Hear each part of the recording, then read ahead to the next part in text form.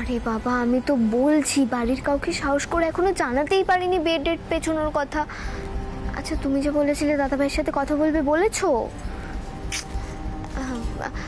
আচ্ছা ঠিক আছে, আমি পরে ফোন করছি। হ্যাঁ এই নিপা, এখন একটু বন্ধু বান্ধবের সঙ্গে ফোনে কথা বলাটা বন্ধ কর।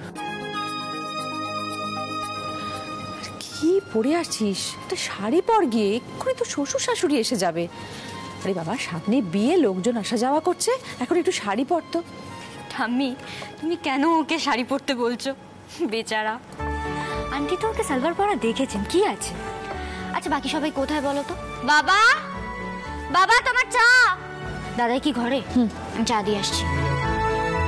মিঠাই, শ্রী যাই বলুক, নিপাকে একটা শাড়ি পরা। হ্যাঁ, আরে ঠাম্মা কি বলছি শোনো নিপা দিদি। ওমা, নিপাকে কি বলছো তুমি? শাড়ি পরতে হবে কেন? আরে যাতে ও স্বাচ্ছন্দ্য বোধ করে তাই পড়ুক না। নিপা, একবার এদিকে আয়। এই নিপা, কি হলো? কি করছিস? জ্যাঠাই ডাকছে, এদিকে আয়। সরি জ্যাঠাই, আমি আসলে ঠিক আছে ঠিক আছে, দেখ তো পছন্দ হয় কিনা। ও মা, জ্যাঠাই এটা আমার। ওটা মা দেখো কি সুন্দর না? খুব সুন্দর। মা দেখো, এই দেখো, এই শ্রী গায়ে দেখ না। মিঠাই, যাক, পছন্দ হয়েছে তাহলে। এই দেখো কি সুন্দর না? হ্যাঁ, খুব সুন্দর দেখতে এটা। আমি তোমাকে পরিয়ে দিই। আমি তো বাবা ভয় ভয়ে ছিলাম, আজকালকার ফ্যাশন স্টাইল কিছুই তো জানি না। একবার ভেবেছিলাম স্ত্রীকে সঙ্গে করে নিয়ে যাব, কিন্তু হলো না। বাহ, কি সুন্দর লাগছে রে ভাই দিকে। সত্যি এই শ্রী, তাহলে না আমি একটা সেলফি তুলি। হ্যাঁ ব্যাস হয়ে গেল, অমনি সেলফি। ছোট মা, যাই হয়ে যাক, তুমি নিপাকে আটকাতে পারবে না।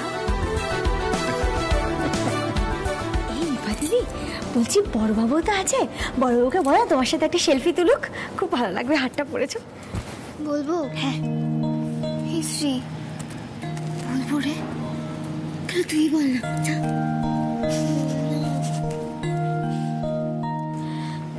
বাবা, নিপা না তোমার সাথে একটা ছবি তুলতে চাইছে। আমার আয় আয়। যাও যাও যাও, তুলি তাহলে জ্যাঠাই। তোল। এই শ্রী, তুই আয় আয়। ভালো করে ঠিক ওঠে যেন।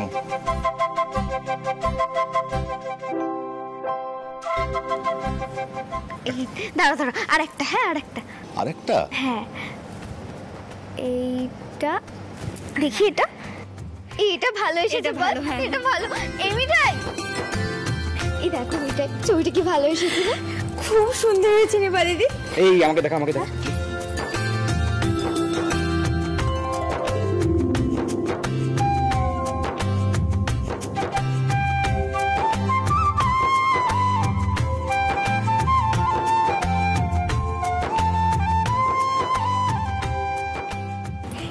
নিপা দিদি শোনো, বলছি কি, বড়বাবু, উচ্ছেবাবু আর সীতামার দিকে নিয়ে তুমি একটা সেলফি তুলবে গো।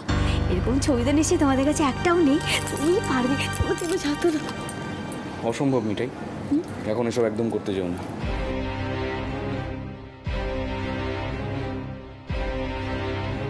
দাদা ভাই,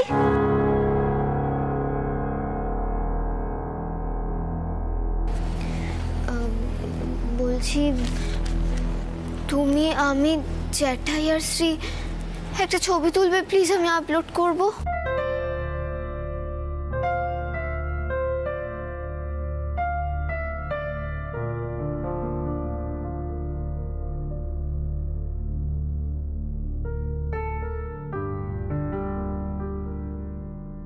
ব্যাস হয়ে গেল, এবার অগ্নুৎপাত হবে।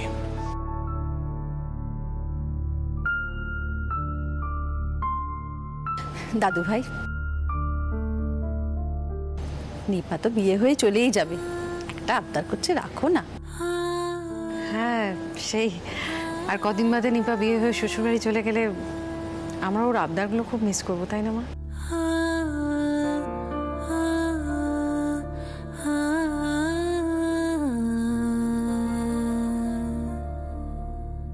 কোথায় দাঁড়াতে হবে বল।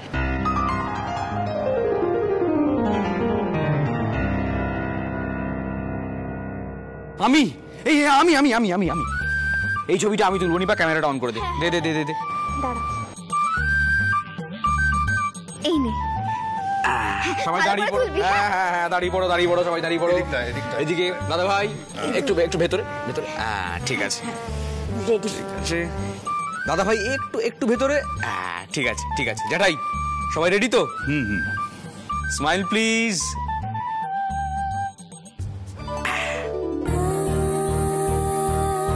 আরেকটা আরেকটা আরেকটা।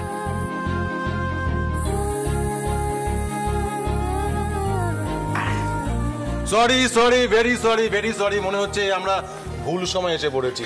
আপনাদের তো ফটো সেশন চলছে। একেবারেই নয়, একদম ঠিক সময় এসেছেন।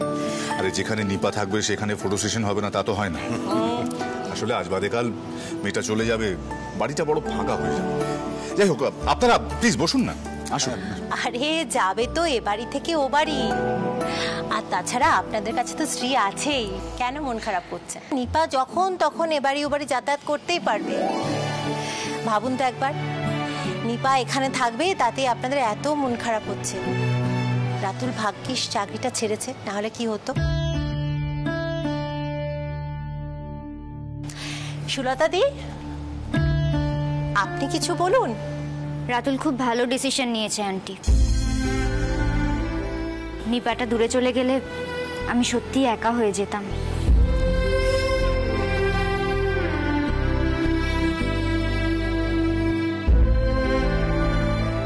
অবশ্য এটা আমার মত, জানি না বাবা, ছোট মা, দাদা ভাই কি বলবে।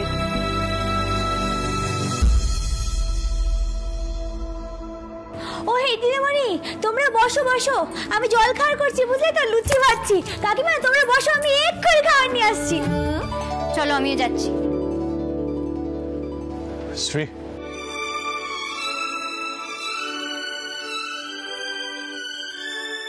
বলছি ওই মেয়েটার হাতটা এখন একটু বার্নড আছে, প্লিজ একটু দেখে নিস।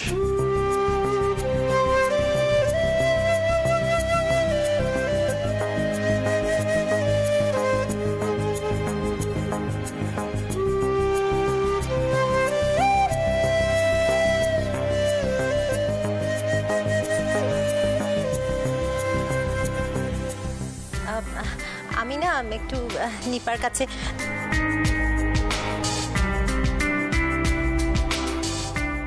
এই শ্রী, এই শ্রী, কি হলো কেসটা?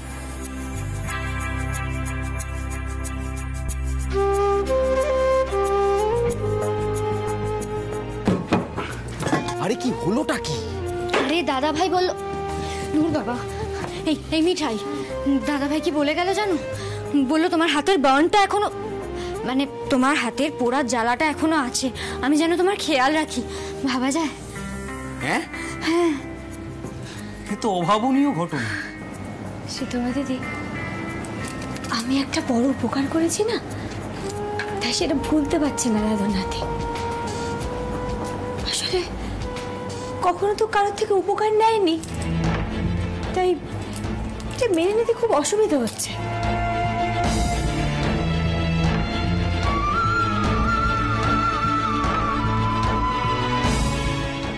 এই জন্যই মিঠাই এত খেয়াল রাখছে, জানো তো।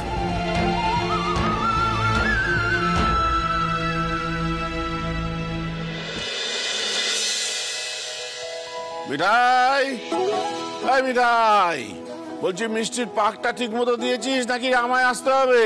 ও দাদু, এনা এনা এনা, খেয়ে দেখো তো সব ঠিক আছে কিনা।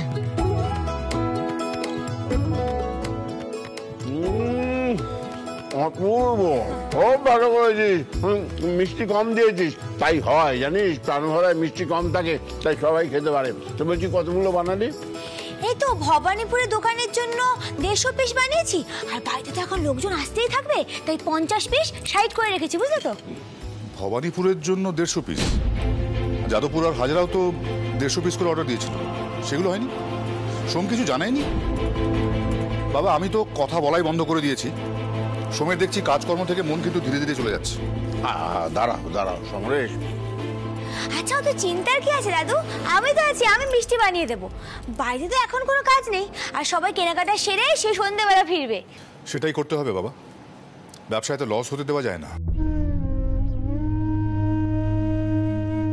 নিশ্চয়ই কাস্টমারদের অর্ডার ছিল আগে থেকেই। নো ওয়ে দাদাই, মিঠাই এখন মিষ্টি তৈরি করবে না।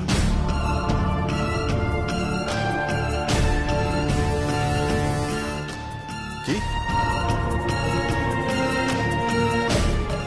দেখো দাদাই, ওর হাতের বার্ন ইঞ্জুরিটা এখনো শোকেনি, অথচ এই অবস্থায় সারাদিন কাজ করে যাচ্ছে। দাদাই আমি জানি না মিঠাই কি প্রুফ করতে চাইছে, কিন্তু এই অবস্থায় এতগুলো মিষ্টি তৈরি করা ওর পক্ষে সম্ভব নয়, আমি করতে দিতে পারি না দাদাই। তাহলে কি ব্যবসাটা লাটে তুলে দেবো? বিজনেসে একটা দায়িত্ব নিয়েছে ও, আর সেই দায়িত্বটা আমি দিইনি, বাবা দিয়েছে। না না বড়বাবু, আমি মিষ্টি এক্ষুনি তৈরি করে দিচ্ছি, বিজনেসের কোনো ক্ষতি হবে না, আমি তৈরি করে দাঁড়াও মিঠাই, তুমি একদম বেশি পাকামি করবে না।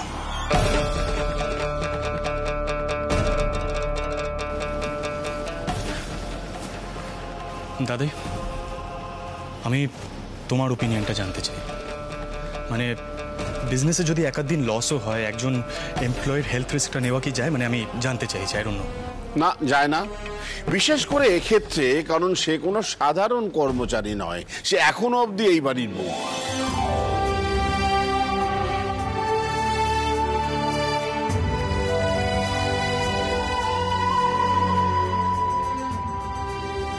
এত চিন্তা কেন মিঠাইয়ের শরীর নিয়ে? গোপাল মিঠাই জানে কেন উচ্চবাবু এত চিন্তা করছে, তবু মিঠাইয়ের ভাবতে ইচ্ছে করছে যে উচ্চবাবু সত্যিই তার ভালো মন্দ নিয়ে দুশ্চিন্তা করে, কোনো উপকার ফিরিয়ে দেয় না। কিন্তু এটা তো সত্যি নয় গোপাল, সত্যি নয়, তাই না? তাহলে সব আমি যেটা বলছিলাম বোধহয় ঠিকই বলছিলাম।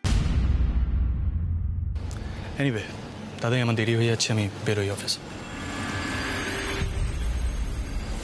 আন্টি তুমি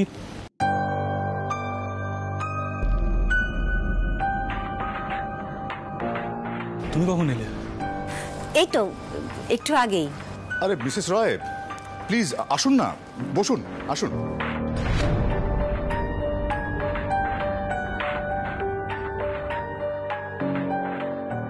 সিড, তুমি একটু ওয়েট করে যাও। আসলে আজ আমি ডিভোর্স পেপারসগুলো জমা করব, তাই আপনাদের সকলের সাথে ফাইনাল কথা বলে নিতে এলাম। আর হিয়ারিং এর ডেটটা কবে ফেলতে পারি সেটাও জানতে এলাম। আচ্ছা হবে হবে, তুমি বসো তো আগে। মিশমশাই বলছি যে এই পেপারসগুলো এনেছি, একবার একটু চেক করে নিন না প্লিজ। সিড, তুমি একটু দেখে নাও। আন্টি দাদাই তো ক্লিয়ারলি বললো যা হওয়ার নিপা রাতুলের বিয়ের পরেই হবে।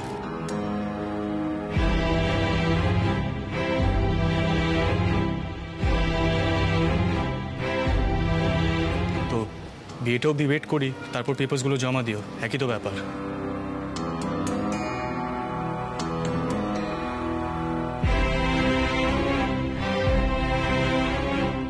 গোপাল কি হচ্ছে এসব? উচ্চবাবু কি করছে কি? এনিওয়ে আমার লেট হয়ে যাচ্ছে, আমি আসি। এক মিনিট বাবা, তোমার নাতিকে জিজ্ঞেস করো তো ডিভোর্সটা ফাইল করতে অসুবিধাটা কোথায়? সাইন তো দুজনেই করে দিয়েছে। শুধু ডিভোর্স পেপারসে সাইন করে দিলেই তো হয়ে গেল না দাদা, আমার কয়েকটা ইস্যু আছে, সেগুলো ক্লিয়ার করাটা খুব দরকার। ইস্যু? কি ইস্যু? ইস্যু বলতে দাদাই মানে ডিভোর্সের পরে মিঠাই কোথায় থাকবে, কি করবে?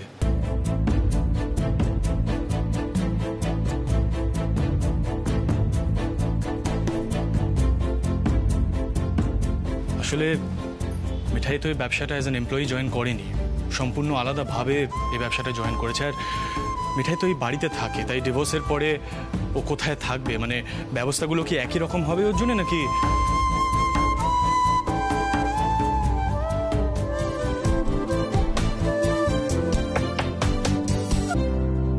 সিড, তুমি একটু বেশি ভাবছো না? আন্টি, ভাবতে তো হবেই।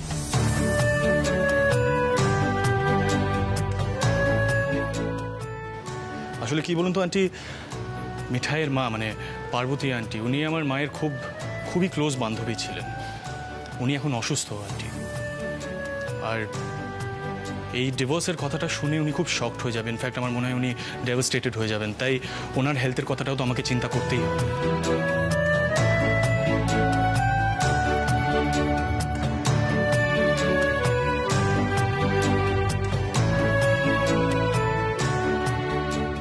আর মিঠাই যদি জনাই থেকেই যাতায়াত করে তাহলে সেই বিষয়ে আমাকে একবার আন্টির সাথে কথা বলতে হবে।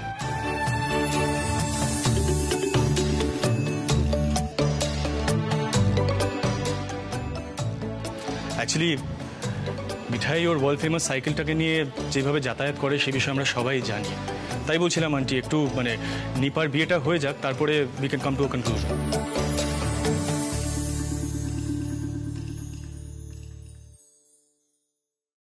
দাদু ভাই,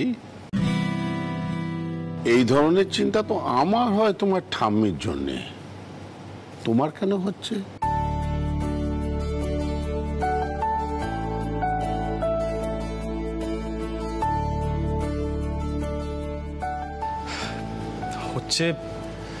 হচ্ছে কারণ দাদাই,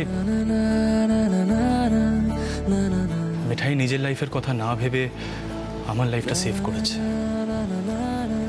এই কথাটা আমি সারা জীবন মনে রাখবো দাদা।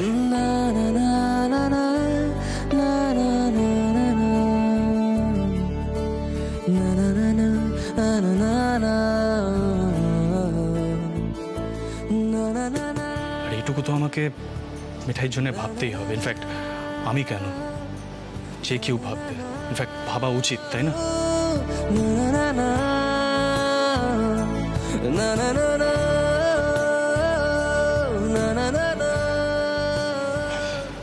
এনিওয়ে, আমার দেরি হয়ে যাচ্ছে, আমি বেরোই, আসি আন্টি। আন্টি, বলছি টেস্ট কালকে ফিরছে তো? হ্যাঁ, সেরকমই তো কথা। আসলে নিপা রাতুলের বিয়ে উপলক্ষে আমাকে দুদিন লিভ নিতে হতে পারে অফিস থেকে, আর সেটা টেস্ট থাকলেই পসিবল হবে, আদারওয়াইজ সম্ভব হয়ে উঠবে না। নিশ্চয়। বাই।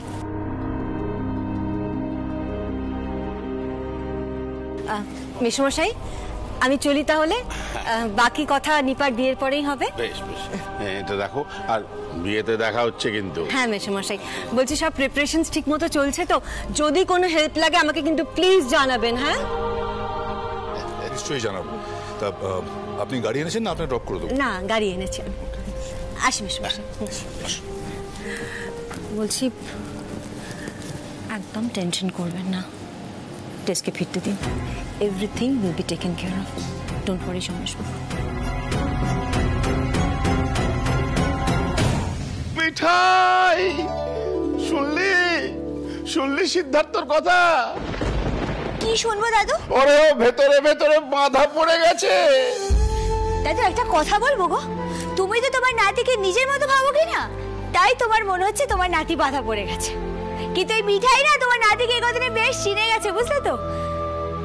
সে বাধা পড়তে চায় না, আর মিঠাইয়ের মতো মেয়ের সাথে সে বাধা পড়বে কেন বলো তো?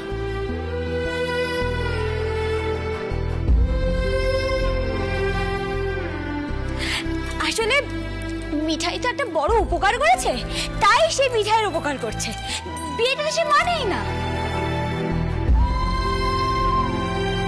আর ছাড় কাটানোর তার কাছে কোনো মানে হয় না। সে তো জামাইবাবুকে স্পষ্ট করে বলেই দিয়েছে,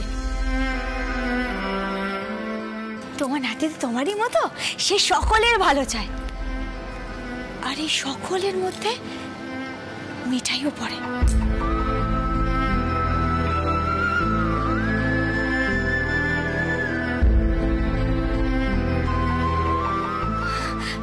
আরে পুলিশ বাবু, আপনি কখন এলেন? ও দাদু, এই দেখো পুলিশ বাবু তোমার রাগি নাতির বন্ধু সিরিয়াল দাদা বাবুকে উনি ছাড়িয়েছেন, বুঝলে তো? পুলিশ বাবু ভিতরে আসুন, ভিতরে আসুন। অবশ্যই আসবো।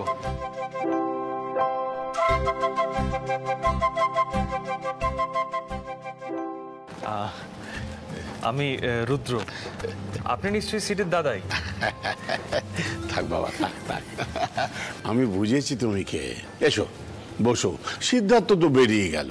দাদাই না,